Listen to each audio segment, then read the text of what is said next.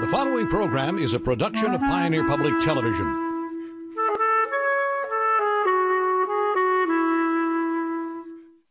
Your Legislators is made possible in part by the generous financial support of Southern Minnesota Beet Sugar Cooperative, a highly sustainable, shareholder-driven cooperative that safely produces, processes, and markets sugar while being environmental stewards to ensure future opportunities for its shareholders, employees, and surrounding communities. Additional support by MAPE members, making Minnesota clean waters, safe communities, quality education, and veterans care happen. We work hard for Minnesotans. And by Ask Me Council 5, a union of 43,000 members who advocate for excellence in public services, dignity in the workplace, and opportunity and prosperity for all working families.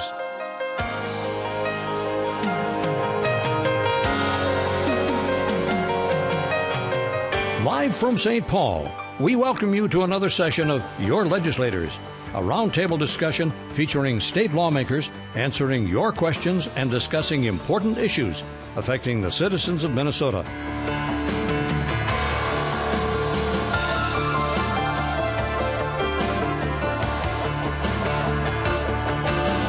Join the conversation online on Twitter and Facebook.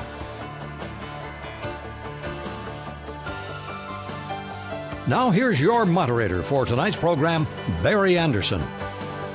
Good evening and welcome to this week's version of Your Legislators. We have a terrific program lined up for you this evening, and I'm delighted to be able to tell you that this is your opportunity to call in with your questions about federal issues, because this evening we have with us our congressman from the 7th Congressional District, Congressman Collin Peterson. Normally, of course, we have members of the Minnesota House and Senate with us. This week, the Easter Passover break takes many of them out of town, and we're delighted that Congressman Peterson is able to join us. This is, as always, your program, hence the catchy name Your Legislators, or tonight we could say Your Legislator.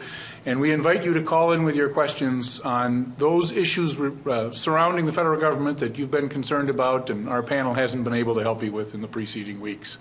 We will return again next week with our regular programming and regular members of the House and Senate to answer questions about the mysteries in St. Paul. But today we're going to be talking about the mysteries in Washington as they affect the people who live here in Minnesota. I should say a few words about our guest this evening. He has represented District 7 since 1990. That's a 26-year period. We're delighted that he's able to be with us. He had a substantial career before becoming a member of the United States House of Representatives. He was a certified public accountant, a small business owner. He is a Army National Guard veteran, and I hunted around in your biography a little bit, Congressman, and I discovered you're a musician of some note. I'm the only member of the Musicians Union in Congress. Well, see, there you have the honor at this table anyway, because I got tossed out of the 7th grade band. So we'll leave the music. Well, I was in the Army band in North Dakota. That was my guard service. Well, it was interesting in reading it, and we're going to get to the important questions, but I do want to just a couple of biography things that I thought were kind of interesting in reading your background. It notes that you've actually played in a variety of places and some fairly dangerous places, Afghanistan and other places. Tell our viewers a little bit about how that came to be and what kinds of things you were doing. Well, I've had a congressional band for, I guess the first one was organized in 95, 94, 95. So I've been through 4 different bands. The first one was called the Amendments. And the note on that band was one of the bass player was George Scarborough from Morning Joe. Right, yeah, right. So he was a congressman from Florida, and so he was in that band. Well, then those guys all retired and quit and whatever. And so I was playing with some other guys part-time. And then these members decided they wanted to start a band. Kenny Olsoff, Dave Weldon, John Porter, and... forget how soon you forget, huh? Anyway, so we, the 5 of us, formed the second band. Called the Second Amendment. Well, what happened was we got a gig at Farm Aid, and so we didn't have a name. So Willie called up the office, his guy, and says, what's the name of the band? We got to put you on the deal. We didn't have a name. So we're standing there. My staff guy says, well, why don't you call it the Second Amendment? So that's how that happened. And you had to be against gun control in order to play in the band. Well, see, there you go. And as I understand it, that has taken you to lots of different places. Well, we went on a Codell that Porter led. John Porter was one of the chairmen at that time. And we got an airplane, and we loaded up our equipment, and we played in Germany. We played in Kuwait. We played in Iraq, Afghanistan, Pakistan. We played 7 concerts between Christmas and New Year's 2005, after Christmas, Right. So we even had T-shirts, and we had a great time. Any requirements about the color of M&M in your hotel rooms or anything? No. None of that, all right? But we played, we played at WeFest that next year. Mm-hmm. We played at Farm Aid a couple times. I didn't play on the Opry with those guys, but I've been on the Opry 4 or 5 times. Porter Wagner was a good buddy of mine, and he used to give me his spot. If I'd go to Nashville, he'd give me his spot on the Opry. Bluegrass or country? Actually, I've been playing for 40-some years, and I started out playing 50s and 60s stuff. I played professionally for all the time I was in the Senate and so forth. But mostly rock and roll. Okay. And then later in my career, I moved to country. And so now we do both. We do some rock and roll, we do some country. Don't do any bluegrass or anything like that. It depends on the band I have. If this last one I had a professional guy, Fincher from Tennessee, who played with me, who had been playing since he was 8 in a family band down in Tennessee. So we were able to do some tougher stuff, and I picked up some lead guys that knew what they were doing. So we played Sultans of Swing, if you know what that is. That's a very tough piece and stuff like that. So we have a good time. I understand the complexities, although I couldn't possibly do it. So, so congratulations on that. The funny thing is that all of these members that have been with me have all been Republicans. And I've been the only Democrat the whole time. Well, it's your contribution to bipartisanship. Right, so there we go. This is a good thing. It's also worth noting, as I was reading your background, and I thought this would be a good place to start substantively, and then we're going to get to the questions from viewers, and particularly more as those come in. But over the course of your time in the legislature, in the Congress, you have been a leader in the Farm Bill efforts. Those are every 5 years, as I recall, at least 3 of them. And I think if my math is right, we're probably coming up on another one here. Right. Can you tell our viewers a little bit about that process, and maybe give us a little preview of the discussions that are going to center around what the next Farm Bill might look like? Yeah, I think this is my 5th Farm Bill. It expires, the current bill expires September 30th of 2018. So we've had a bunch of hearings, and we're in the process of getting ready to reauthorize it. This is one of the toughest, most complicated pieces of legislation that's done in Congress. Trump hasn't proclaimed anything on this, but if he would delve into it, he would say, boy, this is complicated. And I was chairman in 08, so I was in charge of the process that year, and it about did me in because it's a tough process. This time, we aren't going to have any extra money, and I think we're going to mostly just reauthorize what we put in place in 2014.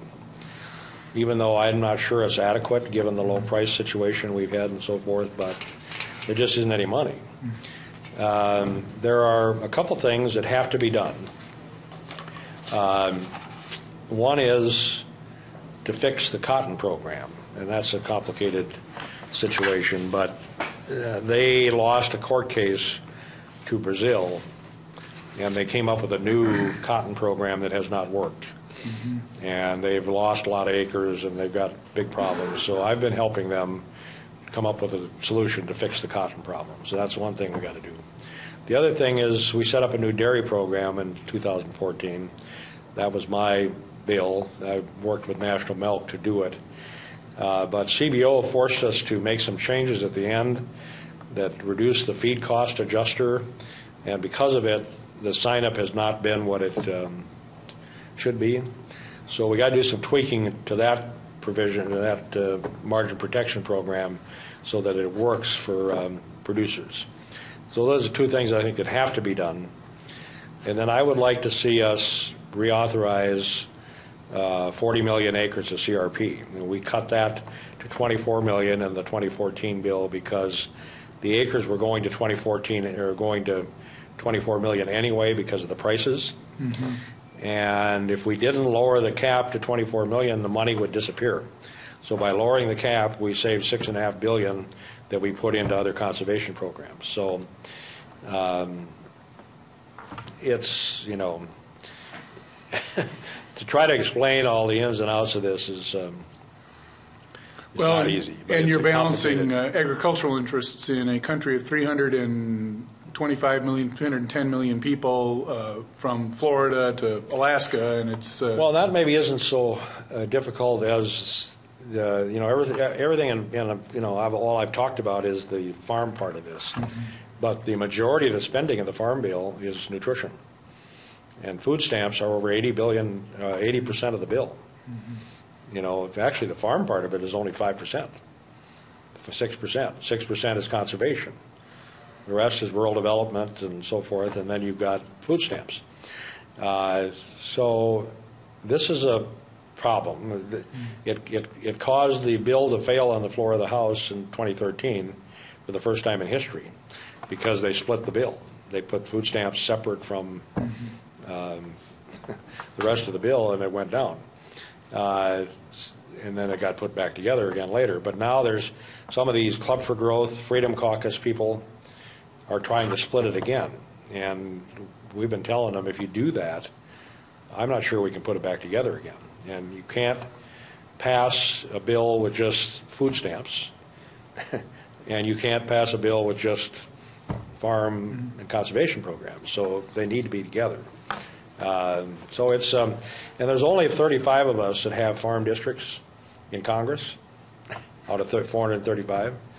So, you know, we can put together a bill for our farmers.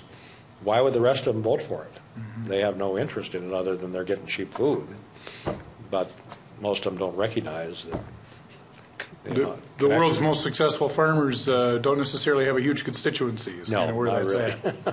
Well, we'll probably have a chance to come back to the farm issues and other things. We've got questions from viewers. Several of them, not surprisingly, centered around health care. Mm-hmm. And so we have one viewer who's very convinced that the way to go would be some form of single payer. Another viewer who notes the issues that surround the Affordable Care Act. Others who are not enthusiastic about the replacements that have been offered by Republicans. So let me just ask the question generally, rather than sort of going down any one of those particular avenues. Where would you like to see the discussion on health care go, and what advice would you offer if anybody were asking for you for advice? Well, I voted against the Affordable Care Act. And one of 3 Democrats that are still in Congress that voted against it, and there were 39 at the time. I didn't believe it would work. There were things in there were good, parts of it that needed to get done, pre-existing conditions, those kinds of things needed to get done, but there were just too much government, too much telling everybody what they had to do, and the whole predicate was that people had to do what they were told in order to make it work, and I just didn't think people were going to do that, and I was right. You know, and so the problem is, well, we did this without any Republican votes. So when it got screwed up, the Republicans, they didn't want to do anything to fix it. All they did was campaign to get rid of it, you know, to repeal it. So I got beat up over election after election, you know, that I should vote to repeal the Affordable Care Act, which I refused to do because a good part of it actually was good. And I didn't think it'd ever get done again if we took it out of there. So in my advice, now the Republicans are doing the same, they're making the same mistake that the Democrats made. They're trying to do a bill without anybody in the other party. And whenever you do something this big, this is almost 20% of the economy, you can't do it with just one party. It's not sustainable. And that was a mistake we made, and it's a mistake they will make if they do this. It has to be bipartisan. You have to get both parties to buy into this, to be able to be willing to fix it, because there's going to be things that are screwed up, you know. But that's not happening. So my advice at this point is this. We had a pretty good system in Minnesota before this all happened.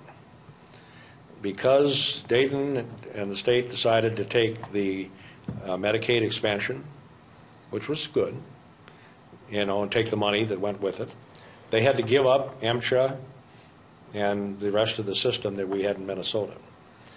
And that's what got the individual market screwed up and got these huge increases in premiums.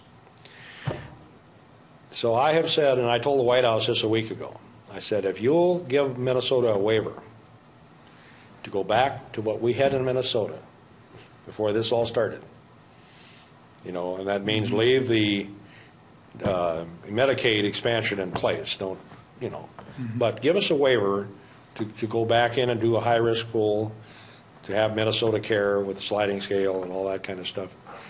I said, I'll vote for the bill if you do that.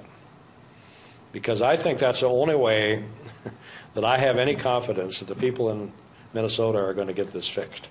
Because I don't think the federal government is going to fix this.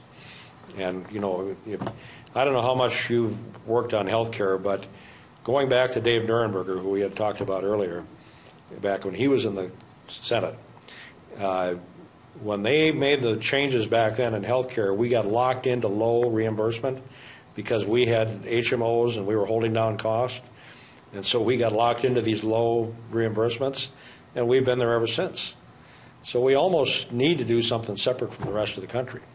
So I've talked to Jason Lewis, I've talked to Walz, I've talked to Senator Klobuchar about the possibility of, you know, doing something like this, and we've had some discussions with some of the legislators, because they would have to be willing to do this.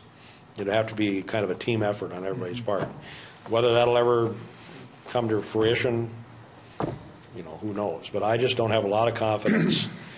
And this bill that the Republicans are putting forward, what's in there so far, it's worse than what we have. And this is a place, the one time I agree with the Freedom Caucus, because what they said was, this is Obamacare light. And they're right, because it keeps the subsidies, it keeps the Medicaid expansion, and it just does less of everything, and it block grants Medicaid at the end of the 2020. So it doesn't take the structure of Obamacare away, you know, and that's why they're against it.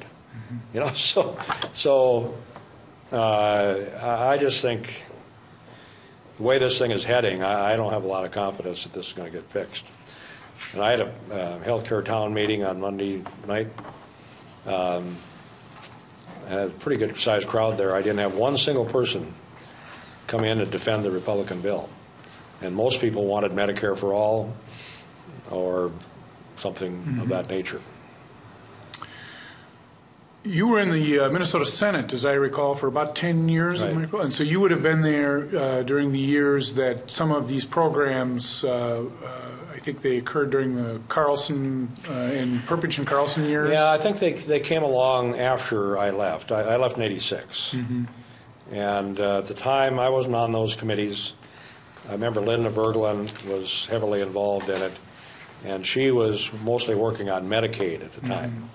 But I don't believe Minnesota Care existed, you know, at the time. Yeah, that might have been 1990 yeah, or thereabouts. It was 90, yeah. So, and it costs money, you know. And I'll just say for the Republicans, they are now, you know, trying to resurrect this bill. And they're going to put in a high-risk pool, which is a good idea. That's good. That's moving it in the right direction. This needs to be done, or you're not going to be able to make that individual market work. Problem is, they've only put $15 billion in there to pay for it, and I don't think that's anywhere near what it's going to cost to do that. You know, so as I say, I think we did a good job here in Minnesota. We had most people were insured before this all happened, and we went from, I guess, 8% down to 5 or something, but it wasn't worth all the other pain that was caused, So I'd like to see us, my big issue with what I really want to get done in healthcare is take care of these folks in the individual market. They're the ones that got clobbered.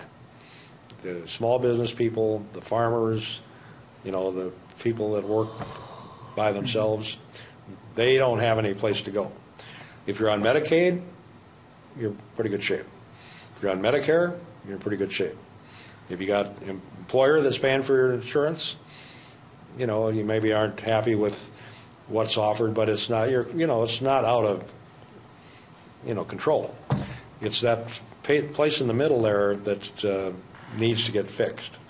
And I haven't seen either party do anything to come with a solution to fix that. And I think Minnesota, we could do it better than the federal government.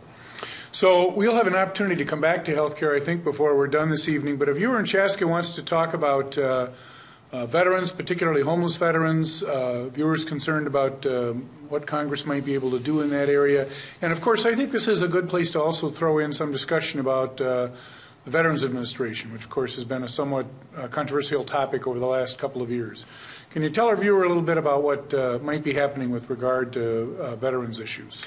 Well, there's been a lot of legislation passed in the last 3 or 4 years trying to address some of these issues that have surfaced, And I'll have to say that, by and large, the veteran system in our area, Minneapolis, Fargo, Sioux Falls, St. Cloud, haven't had the kind of problems that we've had in other parts of the Phoenix, country. places like that. Well, and the reason I think, for Phoenix and Florida and these other places that you got everybody moving down there. You got our seniors moving to those areas, or they're going down there for the wintertime. And they've overwhelmed those facilities, and we have not put the resources in to keep up with it. So I think that's part of why they were fudging those numbers, because there was so much pressure on them, and they didn't have the resource to actually do, what needed to get done. Since then, there's been, considerable money put into the system. There's been more personnel put in there, been more focus on things. So, we're making progress. Is it perfect? No. But I think the veterans' healthcare system is probably the best healthcare system we have in the country right now, overall. And the veterans want to go to the VA, So, we've made progress. I was on the committee for a while, and then I got off. I was asked to go to the Intelligence Committee, so I got off, and then Tim Walz took over. And Tim has done a great job. He's Command Sergeant Major. He's the highest ranking NCO that's ever been elected to Congress. He knows this stuff. He's taken he's now the ranking Democrat on the committee. So he's got a lot to say about what's going on, and he's been a big advocate, and he's done a bunch of traveling to other parts of the country. So we're making progress. Are we doing as well as we should? No, but it's a federal government. You're going to have problems no matter what you do with that big of a system. In terms of homeless, I think we've made some progress there too. But we have been pushing in Montevideo and Bemidji to get veterans homes established. We have one in Fergus Falls, and I guess there's one in Laverne. So we need more things like that, facilities like that available for our veterans. Out in our part of the world, you don't see the homeless situation. I guess maybe it's more of a problem in the Twin Cities. Then we don't see that out our way as much. But there's certainly a need for the veterans housing, as you're suggesting. Yeah, absolutely, and I've been supporting that for a long time. And that's a situation where it's federal and state together that are working on that. But, I think maybe this session we might get it done. And then, we also set up these outpatient clinics, and that has been a good thing. We got one in Bemidji, we got one in Montevideo, in Fergus, Alexandria. So we've put out these outpatient clinics that have cut the amount of travel that people have to make, to get to a doctor. And they've worked pretty well. So I think we've made progress within the VA, but you can never do enough, in my opinion, for the veterans and for what they've done for this country. And we have not, we said to them, you serve us, we'll take care of you. And we've fallen down on that, unfortunately, a number of times. And so they deserve to be treated well. A viewer from Granite Falls wants us to talk about chances for increasing infrastructure funding, infrastructure spending. Of course, that was a campaign issue in the last election. The viewer also wonders whether or not there's any chance of a federal gas tax increase to fund additional highway or bridge projects. Well, I've supported publicly for I don't know how many years a gas tax increase, along with Jim Oberstar. Mm-hmm. We haven't raised it since '92. The gas prices are relatively inexpensive compared to what they were, So I think that should be looked at. And Peter DeFazio, who's the ranking Democrat on the committee, has proposed, I think, a cent-and-a-half increase in the federal gas tax. So I would support that if it goes to roads and bridges and fixing the things that need to be fixed. I don't think that's feasible because the group that's in charge in the House have taken a pledge not to raise any kind of taxes for any reason, whatsoever. Mm-hmm. So the president has, promoted $1 trillion infrastructure package. And frankly, we need more than that. I think the backlog is $2.5 trillion. So I support that if it's fiscally responsible, and if it's done in a way that makes sense. But part of the problem in this whole infrastructure area was created, in my opinion, back when we did the stimulus bill. This is the 2009 yeah, you're right. 2009 yeah, that whole bill should have gone to infrastructure. But instead, what they did is they went to $400 billion to tax cuts, and then they expanded welfare and a bunch of social programs and so forth, which are fine, but it wasn't a stimulus. If they had put it into, we had a $2.3 trillion backlog then. If we'd have put that in at the time, we'd have a lot more people to work right now than, we would have. But they made that decision, and I didn't support the bill for that reason. They only put $50 billion into infrastructure, and it was a mistake. So I'm all in to do this. Now, there's talk of using the repatriation of taxes from these foreign companies that are our companies that are doing business overseas. That have profits that they haven't brought back. Frozen overseas, right. Yeah. So that is a possibility for part of it. They're talking about borrowing money, and I can, to some level, I can support that. As I said, I think part of the component should be gasoline tax, But I don't know what's going to come out of the Trump administration, but what I'm hearing is that one of the things they're looking at is funding this with public-private partnerships, where they will actually have private businesses put in money, and I don't know if they own these roads and tolls on them or whatever. I'm not exactly sure how that would work, but so that's why I say whatever we end up doing, I'll support if it makes sense and if it's fiscally responsible. And clearly we need to do this, not for all kinds of different reasons. So. Viewers from Appleton and Sturgeon Lake are concerned about food stamps. They're wondering about whether or not there needs to be some reform of those programs relative to beneficiaries who receive the food stamps. and whether or not there are going to be any changes generally. Any thoughts on that? Well, we had 20 hearings in the last 2 years examining the food stamp program. We've had every expert from every point of view that you could ever imagine has come in and testified before the Agriculture Committee. And I should tell our viewers, I neglected when I introduced you, you are the ranking member on the Ag Committee. Right. So generally, the message we've gotten from everybody is that it's really working pretty well. And it's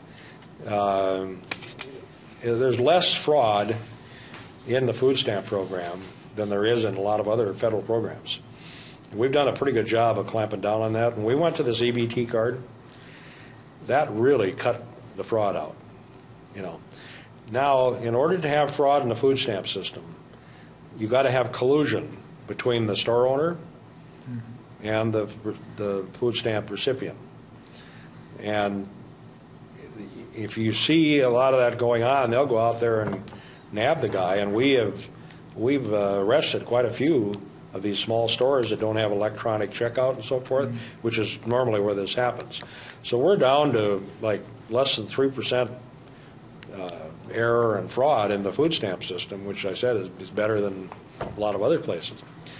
So there's been no case that's been made at this point for any major overhaul.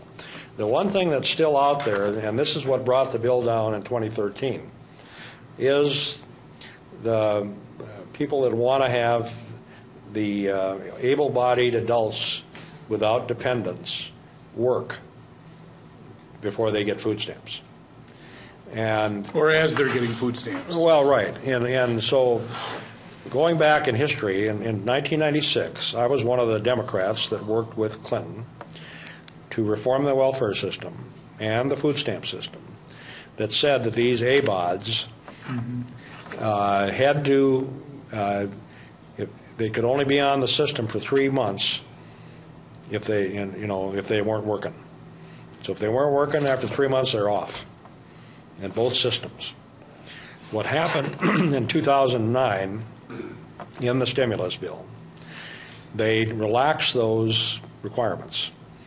And they said that the states and the counties and the cities could issue waivers if they had a certain level of unemployment in that area so that work requirement could be waived. And it was, because you've got a lot of folks on welfare living in areas where there are no jobs. If they came to Northwest Minnesota,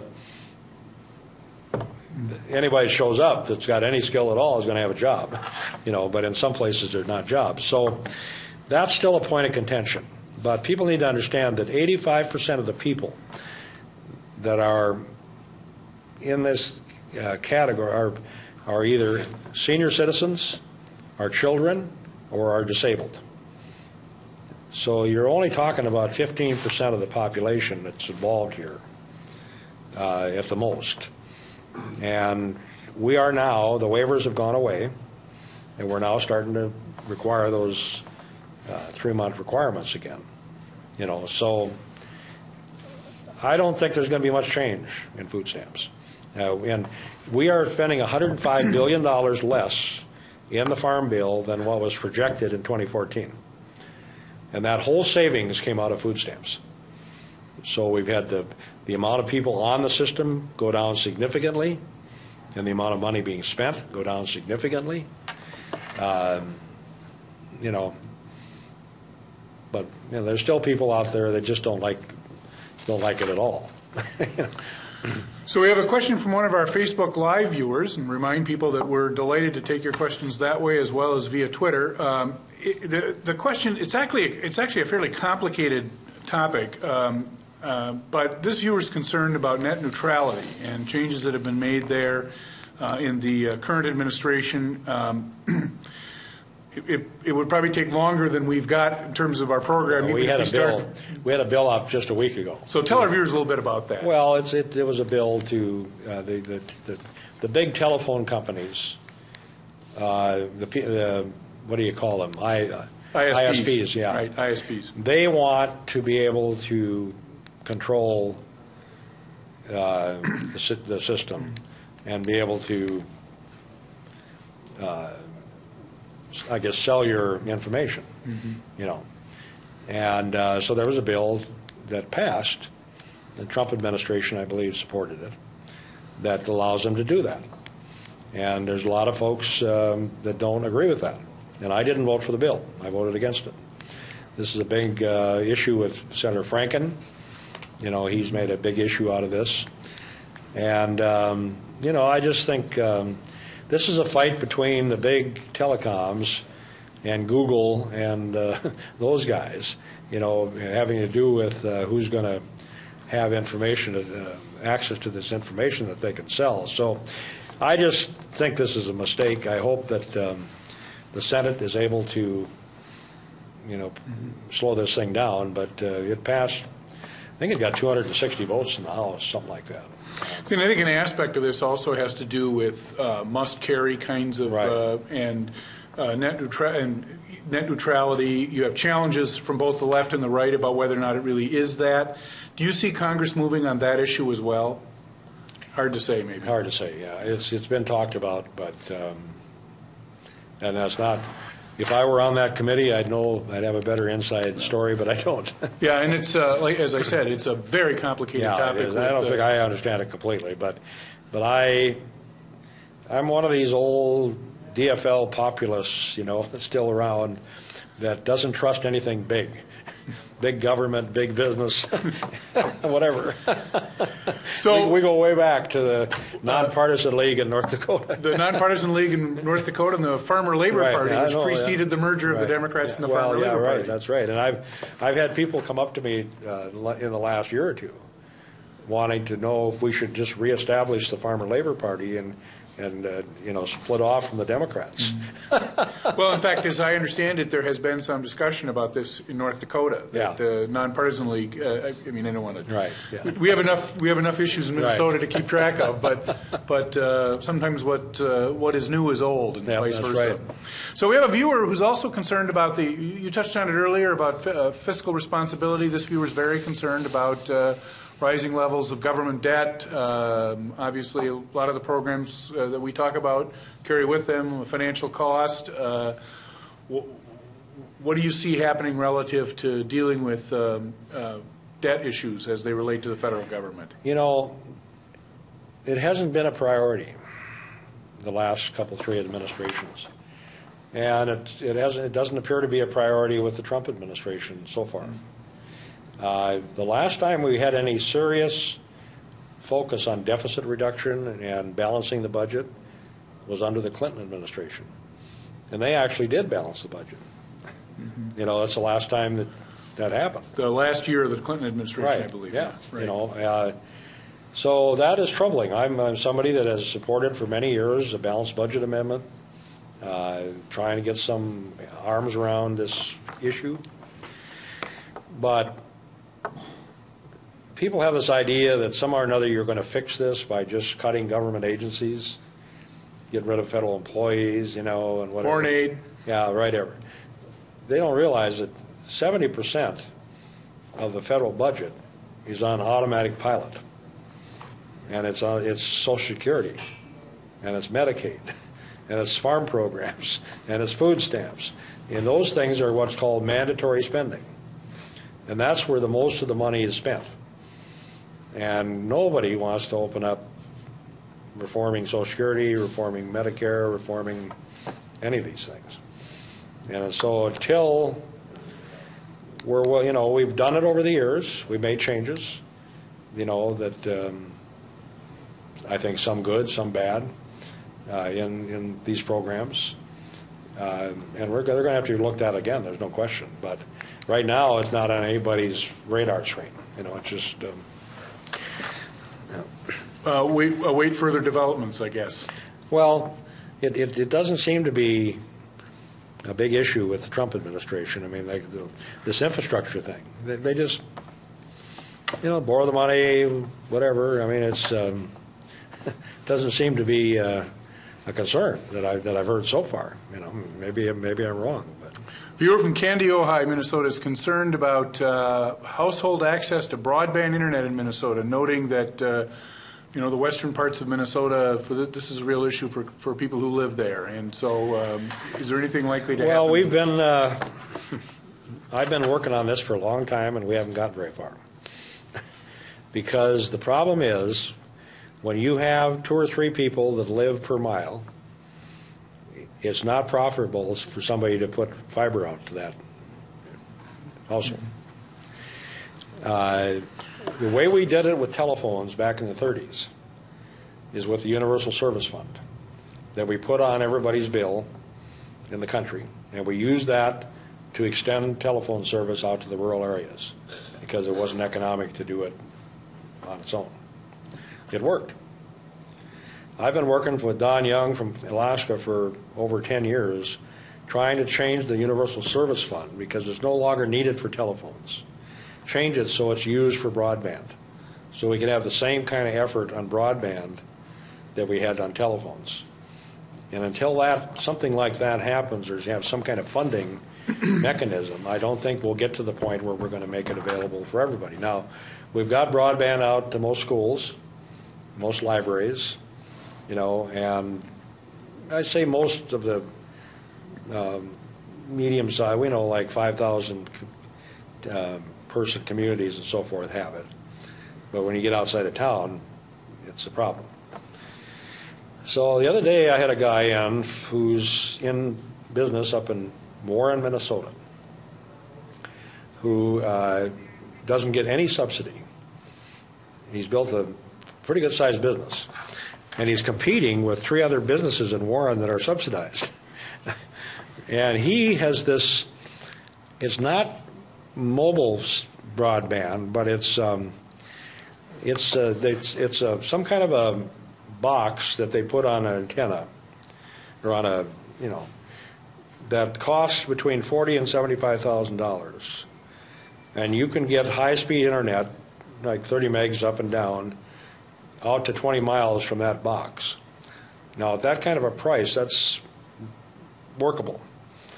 He says that this is the way of the future. This is the technology that's going to allow us to get this broadband out to the rural areas, and that it's not realistic to do fiber, and that this technology is expanding so fast that it's going to be as good as fiber anyway.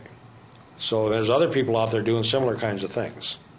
Garofalo, I guess his name is, the legislature, he thinks that mobile is the way, I guess, that I've heard, I haven't talked to him, that is a way to get this stuff out to the rural area. However we do this, however the technology works to accomplish this, we got to get this done, because if we don't have access to broadband in these rural communities, they're going to just die all the more. And with farming today, if you don't have broadband on your farm, what you have to do nowadays, you're going to be out of business. So this is important stuff, and we've been working, and I've had a person on my staff that's worked almost full time on this. And it's very frustrating because we don't get very far. The one thing I've heard every place that I go is that there's some state agency that gives out grants. I forget the name of it. They said that's the best thing out there in terms of helping these communities get this broadband. It's an important thing. So we have a viewer, let's see, from the Benson area who's concerned about what he considers to be excessive interference with the EPA, and he's concerned about the waters of the U.S. Rule, wondering, and I think this also morphs into the conservation discussion we had earlier. Can you talk a little bit about what you think we might be seeing there over the course of the next year? Excuse me. Well, this is my opinion, but the EPA got totally carried away under Obama. And one of the examples is the waters of the U.S. And from the time that surfaced, I have been fighting back against that. And I had Gina McCarthy in my office 4 times. That would be the EPA administrator, to try to explain to her that what she was doing was going to be a disaster. And she just couldn't get it. you know, and that was one of the trouble that I had with the Obama administration. They were good people, but they were not people. They'd never been out in our part of the world. They had no idea. The people in the White House, the people that ran these agencies, you know. I was trying to explain to her about what a wetland might look like, you know, out in, you know, I had this one guy in Morris who got harassed over and over and over again over a wetland. You go out in his field, and what they claimed was a wetland was as flat as this table, and it looked like the rest of the field. And they cut his payments off. Well, if they would have gotten their way with this waters of the U.S. in the way some of these bureaucrats administer this stuff, it would have been a disaster. So I've been on bills, and I've been, you know, now we've passed a Congressional Review Act to stop the rule. Trump has tried to, there's courts have stopped it. But get this, now we have such a bureaucracy built up, this Administrative Procedures Act, that now the fact that this rule has gone through rulemaking, you can't just stop it.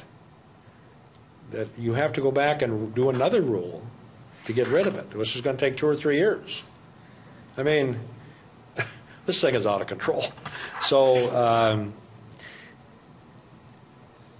I think one thing you're going to see with the Trump administration and the Congress is that a lot of these regulations that were proposed are going to be pulled back, and especially as they affected the rural areas, and they need to be.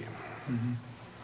So we have questions from viewers, sort of general questions, and I think we'll frame it that way for your response, Congressman, about what tax reform might look like and what you think is critical to be in a tax reform bill. This, of course, is something that the Trump administration, the President of the United States, ran on in his campaign last year, and of course this is part of the budgeting process. Yeah, but I think also, to be fair, I think Hillary Clinton also wanted to have tax reform and reduce the rates. I don't think there's anybody out there that doesn't want to reduce the rates. We have the highest corporate rate in the world, and it's a problem. It needs to be fixed. You know, the question is how much you're going to lower it. You're going to lower it to 25%, to 20%. You know, what do you? And that's part of the repatriation that we were discussing. Well, earlier. right, that's part of it. Yeah, but Kevin Brady is the chairman of the Ways and Means Committee. And he's the one that's doing this in the House. So about a month ago, he called me up and he said, I wanted you to bring some Democrats over. I want to talk to you about tax reform, see if we can work together. So 5 of us went over there. And it kind of scared the hell out of me when he told us, because, you know, he's fixated on doing a postcard. And that's a mistake, first of all. There's no need, I mean. So he wants to have 5 lines, you know, and all this stuff, which I don't really have a problem with, but this doesn't solve anything. But we got into the meat of what they were trying to do. One of the major parts of their proposal is to eliminate the deduction for interest expense on your business. So if you're a farmer and the interest that you pay on your farm, you wouldn't be able to deduct it. Or if you're a small business, the interest you pay, you wouldn't be able to deduct. What they're going to give you in exchange for that is that you can 100% expense any asset that you buy in the year you buy it, with no limitation. So I said to him, I said, do you mean to tell me that if you could buy a $100 million apartment building and write it all off in 1 year? And he said, yes. And I said, well, are you going to keep the passive loss rules? And he didn't really even know what I was talking about. So, you know, I don't know. This is, you know, I think we need to lower the rates. I think we need to simplify the system. But I think getting rid of the interest deduction is one of the dumbest ideas that I've ever heard.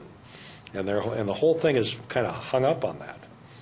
And having 100% expensing gets people in trouble. And I'm a CPA. I know how this works. And part of the farm crisis that we had in the 80s was caused because of people overusing the tax system. And, you know, they would come into my office we had investment tax credit. Remember that? You're old enough to remember. I am indeed. Right. So I remember looking at the Section 1245 recapture right. provisions. Well, but you couldn't tell anybody that. See, but so they'd come in my office. They'd say, "Okay, here's what I made." They said, "How much equipment do I have to buy so I don't pay any tax?" So I'd figure it out, and they had to be new. So they'd go in and they'd buy equipment. Some of it they needed, some of it they didn't, but they didn't want to pay any tax. And then, they wrote off, they got bonus depreciation, all this stuff, they wrote everything off. And then when they got in trouble, they had to pay all that stuff back, and they didn't have any money to pay it back with. That was part of the farm crisis. So now, go up to now the current time, we had 179 depreciation, what they raised to $500,000. You had bonus depreciation, which you could write off without any limitation. And so in those years, in 29, 10, 11, when people made all that money, good years, they went in and bought a completely new line of equipment, farmers, and wrote it all off. Now they have no basis. Some of it they've borrowed money on, and now if they sell it, they're going to get killed tax-wise. Same thing that happened back 30 years ago, So I think, I think it's a $250,000 179 is plenty. And these other things that they've put out there, I just think are going to get people in trouble. So I'm for tax reform. I'm for lowering rates. I'm for simplifying things. But I'm not for going off on some ideological binge, which some people want to do. Well, and so if I were to describe your approach, then it would be that we might be better off with a more modest approach to, to tax reform. And we can't. It's got to be paid for. You can't. Part of the issue, what they're doing is they're going to use dynamic scoring. And this, what they were saying was, if you allow 100% expensing, it's going to cause an economic boom. And so therefore, the tax cuts pay for themselves because of this boom that's going to be caused because we got 100% expensing. Well, nobody knows if that's true or not. It depends on what else is going on in the context. So I'm not totally against dynamic scoring, but I think you have to be cautious because you could blow up the whole budget situation. I was there in 1978 when Al Quie got elected. And I was on the tax committee, and I remember sitting in the room with Nick Coleman and McCutcheon and Martin Sabo and Harry Sieben and those guys when we put that tax bill together. And now, if you remember what happened, we had 7 special sessions to try to pull that budget back together because we overdid it. So you got to be careful. A viewer wants to talk about assuring clean water for future generations, wondering what might be happening on that topic. The viewer also raises the question about cover crops and whether that might be something to be thinking about and whether or not that should be legislated. So what can you tell our viewer about that topic? Well, first of all, I am a big believer in cover crops. I don't have that much land, but I've been using it, and it works. Tell our viewers, we have a significant urban contingent who watches this program. We're probably wondering, what's a cover crop? Well, it's like rape, turnips, radishes, stuff that you plant late in the year, sometimes after you've harvested. But people are even seeding this stuff into corn while it's still growing. So it gets started, so when you harvest the corn, you've got stuff growing underneath. And what it does, these turnips, these radishes, they have roots that are this long. They go down into the ground and break up the soil. Like a peony bush. Yeah. And it also provides a lot of fertilizer. I had one piece of ground that I couldn't get into, and I planted these cover crops on it. That's all I could get on that year. And the next year I planted corn on there, and I had the best corn I had without putting any fertilizer on it. And the advantage of the cover crop from a water standpoint you can't. The water doesn't. The soil doesn't erode because the cover crop holds the soil there. So and then you don't work it. It doesn't really get worked up until you plant the next crop. So you've always got something on the land to keep it from the wind erosion, the water erosion, the other things that are going on. Plus, you're putting nutrients back into the soil, you're breaking up the hard pan, all that kind of stuff. It makes a lot of sense. So what I'm going to try to do is amend the CSP statute of the Farm Bill to start using CSP to help encourage people to do cover crops. And, that's going to be helpful. The other thing that's a big issue out there that's not a federal issue is the buffer deal. And I've been kind of outspoken on that and gotten myself in trouble. But I just think, I'm not against buffers. I think that there's a place for that. And I have supported the CRP program, which has had a strong buffer component to it that has put a lot of buffers out there. But I think the way this thing was done by the legislature is a taking. They're taking this land without paying for it. And I think the first time they try to execute one of these deals, they're going to be sued, and I think they're going to lose. So I think the buffers are okay, but they got to be paid for, in my opinion. And they got to be more flexible, too. They shouldn't be one size fits all, because in some places you don't need one, other ones you need it wider. So, we got all this money in the legacy fund. I think that legacy fund should go in there and pay some kind of a per acre payment to people for the use of the land. Buffers. Yeah. Congressman, I want to thank you for your participation tonight. It's been a great program. I want to thank our viewers for their questions. I want to remind you that we'll be back next week with members of the Minnesota House and Senate. We'll be with you each week until the legislature goes home. Have a very pleasant Easter weekend, everybody. See you next week, and good night.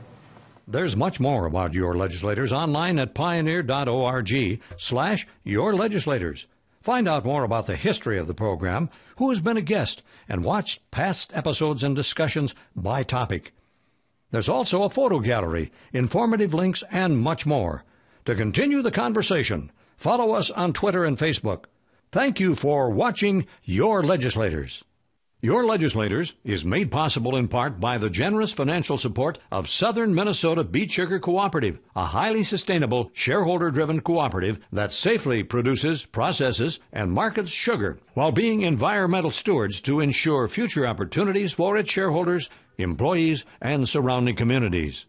Additional support by MAPE members, making Minnesota clean waters, safe communities, quality education, and veterans care happen. We work hard for Minnesotans. And by Ask Me Council 5, a union of 43,000 members who advocate for excellence in public services, dignity in the workplace, and opportunity and prosperity for all working families.